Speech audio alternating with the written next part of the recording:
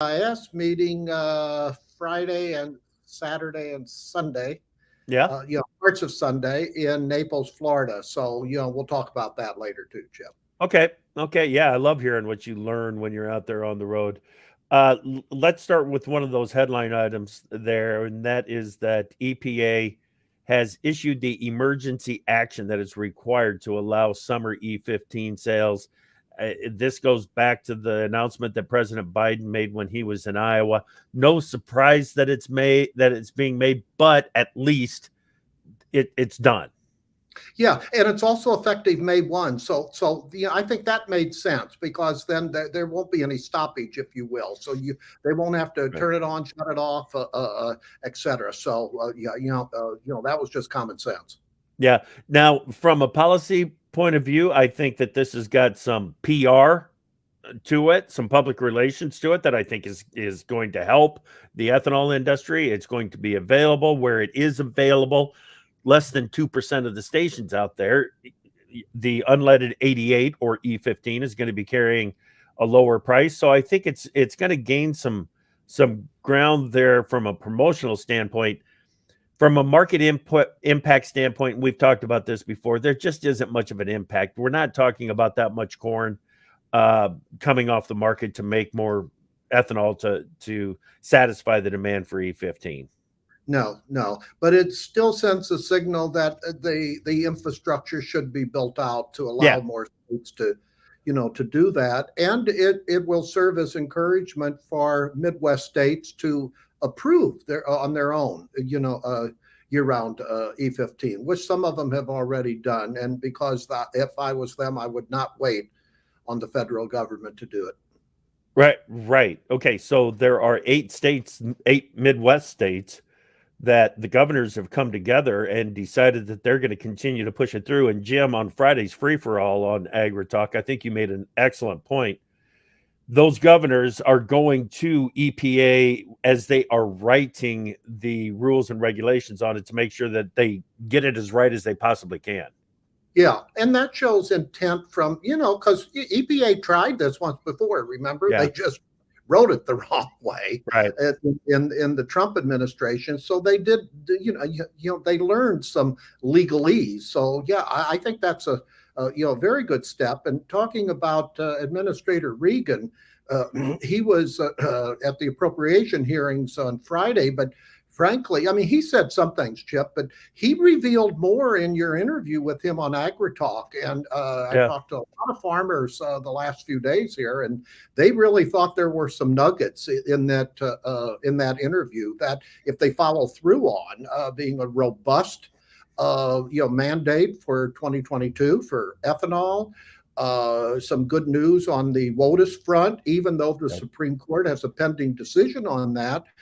Regan amplified on that on Friday by saying, well, they'll be in better position to deal with any Supreme Court ruling once they have their plan in place. And he also said that the farmers would continue to have the exemptions they had prior to 2005. So there was, and he was 2015.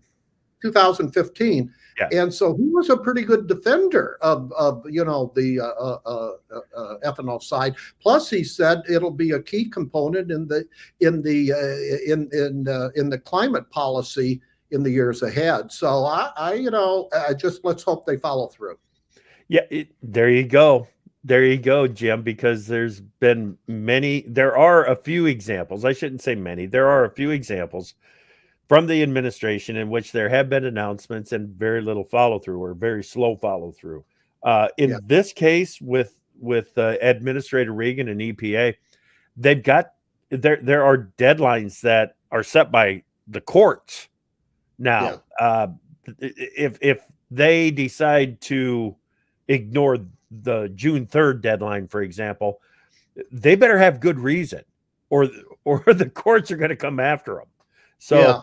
Courts on both sides we've seen. This is a yeah, litigation topic that both opponents and proponents, and you saw Growth Energy filed a case Friday, I believe, on some aspects of the RFS. So that is so typical. But at least we have some lay of the land from EPA right now. And he also right. said clear Friday that he works very closely with Ag Secretary Tom Vilsack, and that's a good thing, I think, because then he gets the agribusiness perspective on that. Right, right. Yeah, he said a lot of things that the biofuels industry should like in that interview that we had with him last week on Wednesday.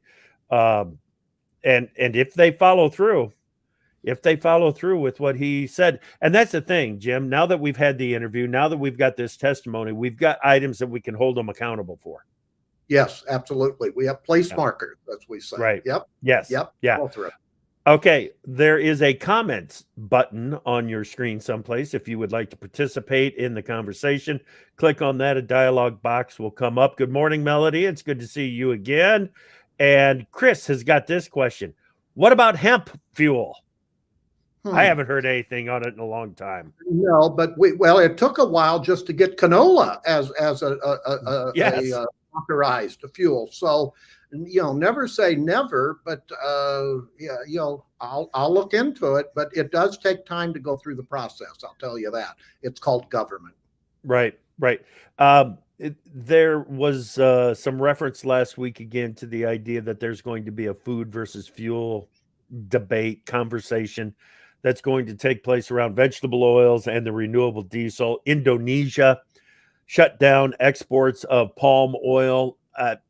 Jim, at some point, the conversation is going to be aired out.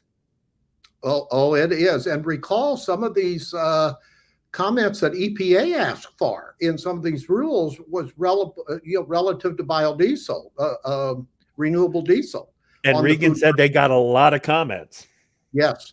So, yeah, this is not going to go away. And if these food prices are going to continue to rise, which I really think that they will, not only here, but around the world, this is going to be a very big topic. And if you have, especially again, Chip, if you have a corn and or soybean yield that's under the trend line yield, which at least history would suggest that may be the case for corn, too early for soybeans. I'm telling you, the pressure, I've been here 50 years, and the pressure at the White House to do things when food prices and gas prices get out of hand from their perspective, especially going into elections. Yeah. They'll try some odd things sometimes. And we saw that last week relative to concern about 2023 plantings. Okay, let's get into that. This is part of a $33 billion funding request from the White House to provide aid to Ukraine, but this one includes a detour, I guess I would call it, to offset some of the food scare issues or food shortages out there, and that is through a combination of crop insurance and the higher loan rates. Higher loan rates, cropping incentives. Yeah, and double cropping incentives to increase production of wheat and oil seeds. Jim, read the room. It's curious because farmers and crop insurance agents, the first questions they were asking me the last few days is, did USDA have any role in this? Right. Because I cannot imagine. That's an interesting sidebar to this, Chip, because I'm not quite, the people I've talked with at USDA, they seem pained to defend it, which tells me this smacks of me of coming out of either both the National Economic Council and Office of Management and Budget, because they're looking at the optics of this, that they thought that they should do something not to the agribusiness sector, to the consumer. So I think that was probably the case, but it landed flat. And that I just cannot imagine USDA analysts taking a hold of this before, because the first email I got from a farmer was a much higher loan rate does not bring rain to Colorado. Other emails came in saying, do they not recall the World Trade Organization problem that the U.S. cotton industry had with Brazil? And there would be charges. Plus, Haney told us on AgriTalk, Canada could file a complaint relative to the dramatic increase in the wheat loan rate. And then sorghum or Milo, I call it Milo growers, emailed me and said, well, if they're going to incentivize double cropping, what about sorghum? That's a double crop in certain states. And so they didn't even consider it. So that tells me it was mainly lack of really innate agriculture people doing this plan. Jim, it would require approval by the House and the Senate. I would put low odds on it, wouldn't you? Yes, because it'll get into a across the board scale of upping loan rates. And I just don't think they'll say this is what a farm bill is about, plus a loan. It's, I understand it's a liquidity thing, but just common sense, Chip. What's soybeans? $6.50, $16.50, $17 cash? Well, on the new crop, it's over $15. Yeah, and 862 loan rate. What don't you understand about this? You sell. You don't. This loan has to be repaid unless prices crashed, and then you forgo that loan, and then you dump it to the government. But that's silly in and of itself. So everybody in ag, they were perplexed at this one. What are they trying? You should have heard me. I don't know if you heard me on the air or not when somebody from OMB described it to me. I was as confused and as stumbling in my speech as I think I've ever been. Yeah, it was. I don't know what we're doing. Why are we doing this? And you wonder, how did they come up with I know a percentage basis, but 862, and what 552 or 8, whatever the numbers were, that implies specificity, and boy, Biden couldn't say that word, and it just is not there. It's just one of these odd things that they hope will float away, Chip. But that morphs us into the farm bill. Note that I never say the 2023 farm bill, the next farm bill. Now, we had the first field hearing in the Senate Friday in Michigan. The next one will be in Arkansas for the ranking member. And I always like field hearings because I hear from real grassroots people. And at the first one in Michigan, they heard more, they need accelerated delivery of farm programs. And I think that's an understatement. And conservation was a big topic, as it would be in Michigan. They needed even more money and accelerated approvals of, some of the signups. So, that's going to be one of the topics in the Farm Bill debate. I used to say we'll have an evolutionary, not a revolutionary Farm Bill, but now I'm saying with two exceptions: conservation and climate. I think the climate will be in each title of the new Farm Bill whenever it is written, whenever it's written. So I'm already caveating on that one, because I think somehow the Democrats are going to get through, some climate provisions before the November 8th elections. I really believe that. Yep. Yeah, I'm with you. I keep asking the question and keep asking the question. And I've been getting the answers. Oh, it'll be revolutionary. Not much evolution to it. But I keep asking the question because of the climate application. There's going to be a climate title in the Farm Bill, Jim. That's my belief. Yeah, because they can say, we've had climate provisions. They can't say that it's a jurisdictional problem because we have some climate energy stuff in the last bill. So they could bring in different committees. So, I just don't know whether or not we'll have a consensus, especially with November 8th elections. If you do have a changeover, which is very high odds and growing in the House, it's still pretty close in the Senate. And so you want to get the lay of the land. And the House and Senate Ag Committee, they're saying that there will still be a bill, but it's going to take a while to get consensus after you have a change in leadership in the House. And on that front, you saw former House Speaker Newt Gingrich over the weekend predict in the House anywhere from 25 to 70 seats. 70. Yeah. Boy, you can drive a F-150 truck through that rain. But even if you split it in the middle, that would be a significant pickup. Now, my good friend at Cook Political Report, David Wasserman, is predicting a net gain of 25 seats. Republicans need a net gain of 5. Now, in the Senate, Wasserman's predicting a 53 to 47 GOP takeover, and Newt said 4, so they're pretty close, a net gain of 4. And I'm saying in my current speeches to watch Arizona and Nevada, both held by Democrats right now. The reason I say that is the Latino vote, Hispanic vote. That's in the last few surveys, they're running away from Biden and the Democrats. So that could be a key development, not only for the November 8th elections, but for 2024. And I want to add one other thing, Chip. Wherever I go in my speeches now, I hear a consistent recommendation from people, whether they're Democrat or Republican. Manchin. They want Joe Manchin to run for president. And they don't care what party. They don't care if it's independent. That guy could really score if he ran. Yeah, you said that they are running from the liberal side, from the far left. They are running from the far right, and they're running right to West Virginia. Is what they're doing. Yeah. Yes.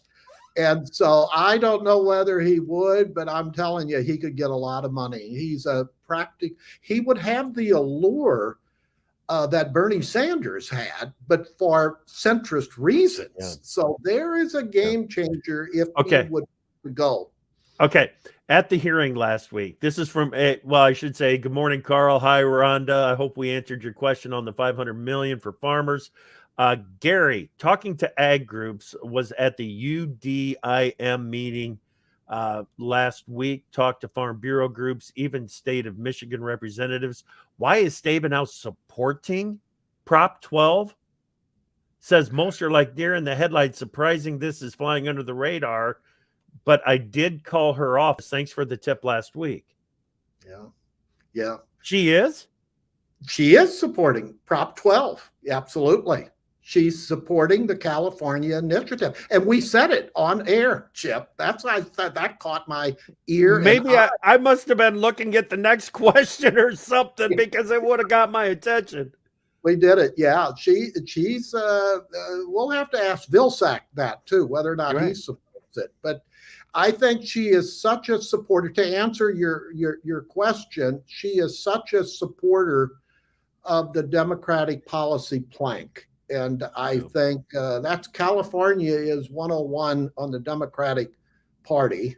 So that's probably the reason why. But it gets into also, to be fair to the U.S. Senator, she is very aggressive in the environmental area and the food, animal rights area. So it's probably some of those reasons, but we'll try to get a statement from her or her staff as far as the talking points that she would give for that. But we've discussed this before. If that were to go through, if the Supreme Court does not rule that unconstitutional, that is the template for aggressive, strident anti-farm groups to come at different sectors in agriculture. Absolutely it is.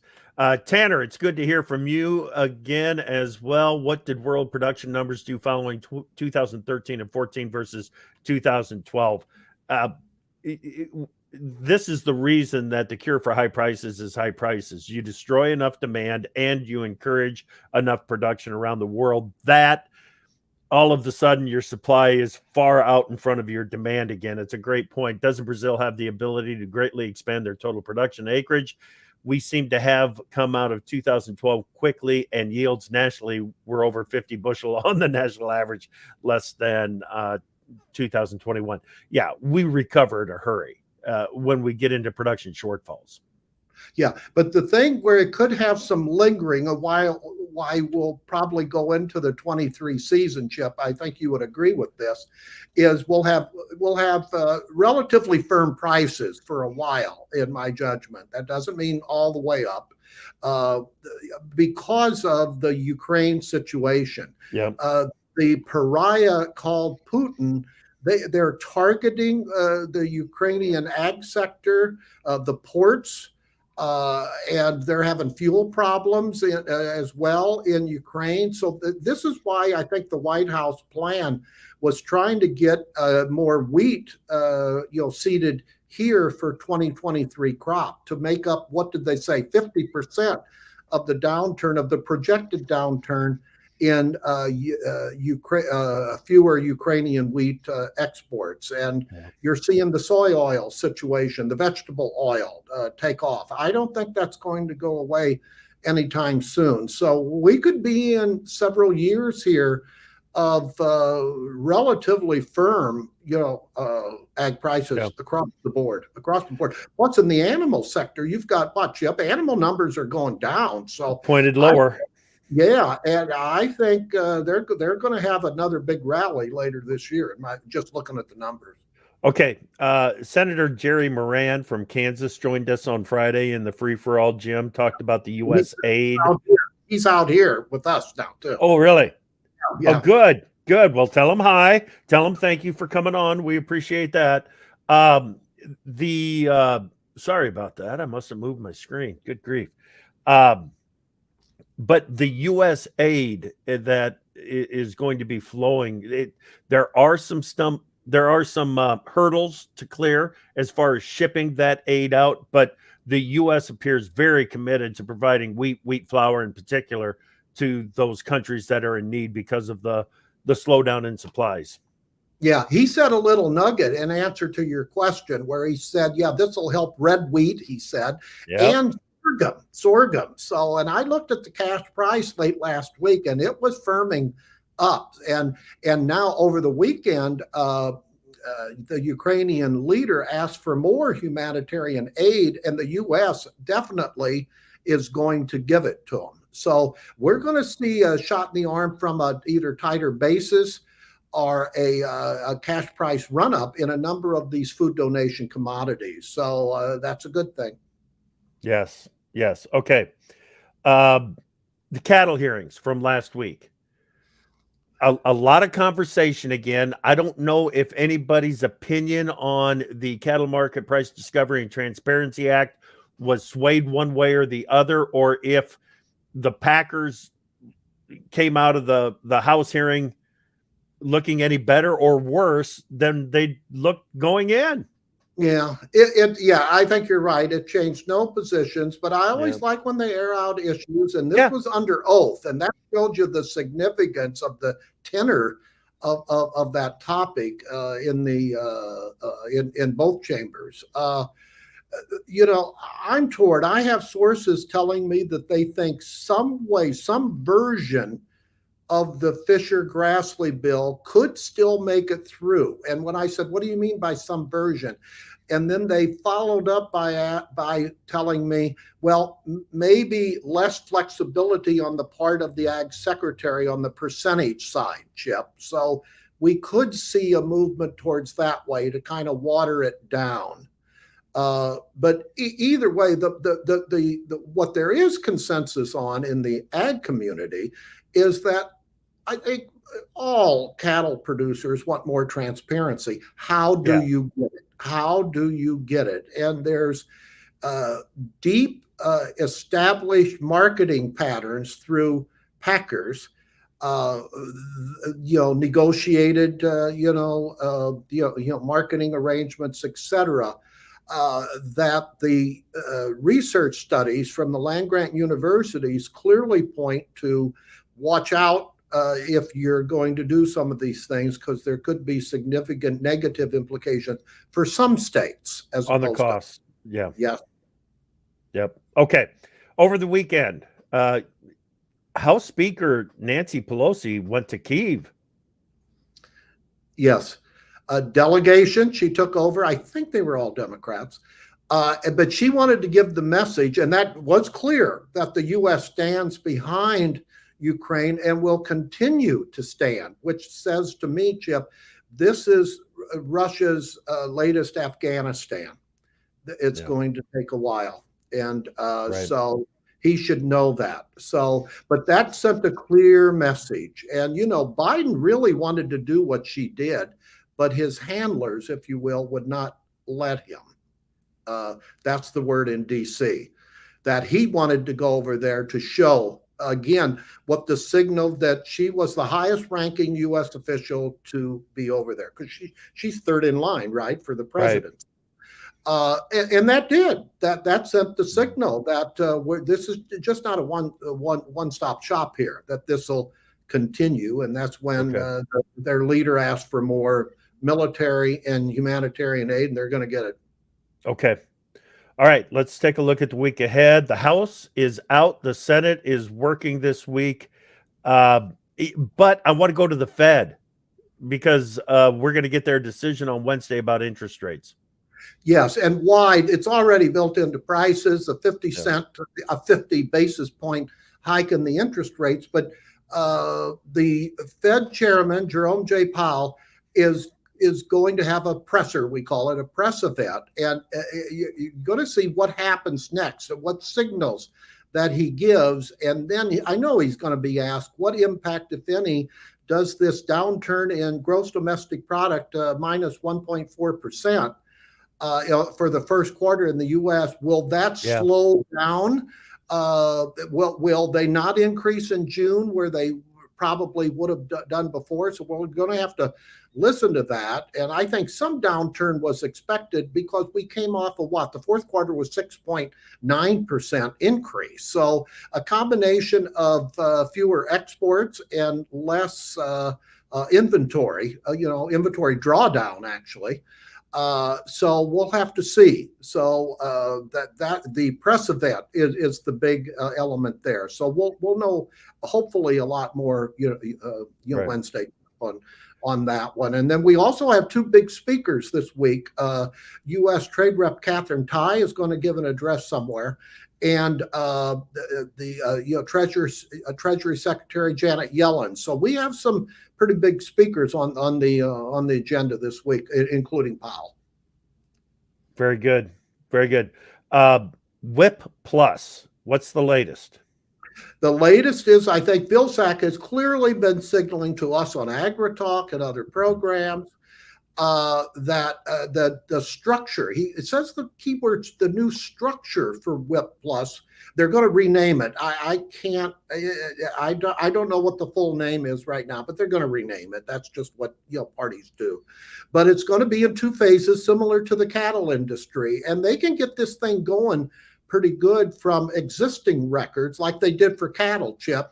I know I get a lot of emails. When will the payments be made? And I'm going to wait until he says it. I don't think, I think for the first phase, it could come pretty quick because I don't think they'll even have to sign up for that, Chip. But finally, it's coming. This is May. So I think it could be as soon as this week. But again, that's one of the most popular email questions on a topic that I get, and I can see it here at the crop insurance meetings I attended. Okay. Well, I am scrolling down through my long list of notes, and I think we've touched most of what only thing, real briefly, the Financial Times had a story that said China was meeting with their domestic and international bankers to go over a plan to deal with if the U.S. and Western allies would do sanctions on them, similar to what we're doing with Russia. That caught my eye because they're setting up their strategy, Chip, if they were to do something with Taiwan, either late this year or sometime in 2023. So that's one to watch out for. But because they're already gearing up on their strategy. Other than that, that's EPA did send the proposed mandates on the RFS over to OMB, so I think they will be announced prior to the court ruling June the 3rd. So that was the only other thing that I think. I'm hearing a lot of talk at this meeting, $9 or $10 corn, but boy, these levels are pretty good right now. And the beauty of the crop insurance program, which I highly favor, is now you're getting into price areas where if you bid up your coverage area, say to even 95%, I had a number of crop insurance agents step me through how a combination of selling will actually pay for that bidding up right now. And I love when you use a combination of crop insurance on the revenue assurance and elements of paying for that step up. So those are the smart individuals who do that. And our crop insurance agents are a lot like farmers agronomists. They're well respected and they're trustworthy. Jim, Jared Creed, JC Marketing, and I had that conversation on Wednesday afternoons, AgriTalk, about all the things that you need to think about regarding your crop insurance, because we're in a situation right now that we have never been in, where the revenue potential and is so much above the guaranteed revenue at before the seed goes in the ground, because we had similar situation in 2019, but the rally came late. We had a similar situation in 2013, but the rally came late after planting. So there was all kinds of incentive to prevent plant rather than pull the planter across the field. This year, all the incentive is on pulling that planter across the field. Yeah, except in areas that was made clear to me last night at a reception, Northeast South Dakota. You talk about going from a drought to too wet. There's going to be more than a few acres of prevent plant there. It is that bad. So it's just the bewildering weather we have. But bottom line, the more mature agents who are also farmers told me they're discussing the strategies, if you will, crop insurance marketing, through their siblings, and they're understanding it. So it's called risk management. It's called risk management, and there is the superb positives of the crop insurance program. It's working. And I'm hearing this at the SEPA meeting, and this is one of the better meetings I attend each year. Good. Well, have fun down there in Kansas City, Jim. All right. This morning on AgriTalk, we got Machinery Pete. We'll get a long-term outlook for the cattle industry. Dr. Darrell Peel from Oklahoma State University has some really interesting perspectives on how the beef cow herd is changing. Jim, travel safe. Have a great week, everybody. Keep watching for those signals.